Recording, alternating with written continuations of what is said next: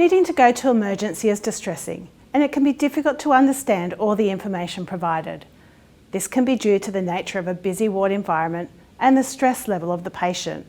However, it is crucial to ensure the patient understands the information they are given.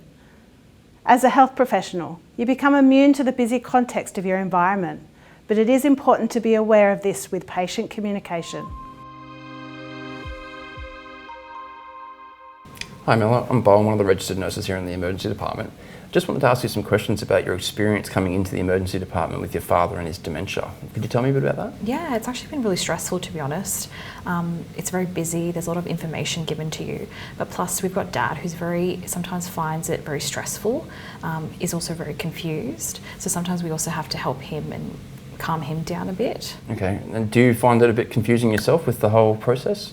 Yeah, I think sometimes when the information is given to me, again, I'm very stressed, so it's not very processing very well. So yeah, it's always difficult having that kind of verbal communication. Yeah, I can appreciate that. Thank you for that.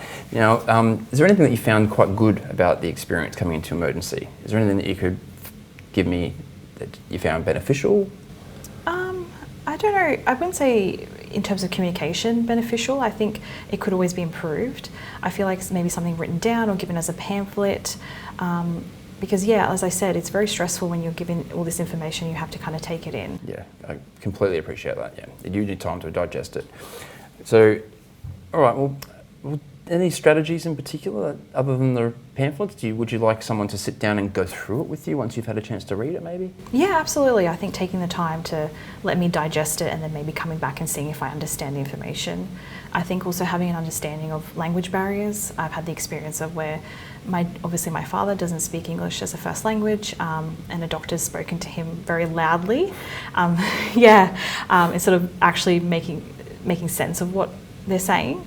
So I think getting the time to understand that, about language barriers would be beneficial. Awesome. Thanks so much for sharing that with me. Hi Mel, I just thought I'd bring us to a quieter room to have a chat about what might be causing you a bit of distress during this visit to the emergency department. I'm just going to remove my mask so that you can understand me a bit clearer as well. Now, is there anything in particular that's actually causing your distress?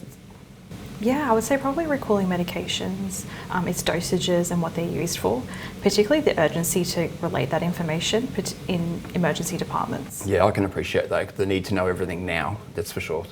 How would you like it if I got the department pharmacist to come around and print out a comprehensive list of all your father's medications with what they're used for, how much to take and when, and let them go through that with you, and then once they've actually gone through that with you, I can come back around and then we can have a chat about it if there's anything if there's any gaps.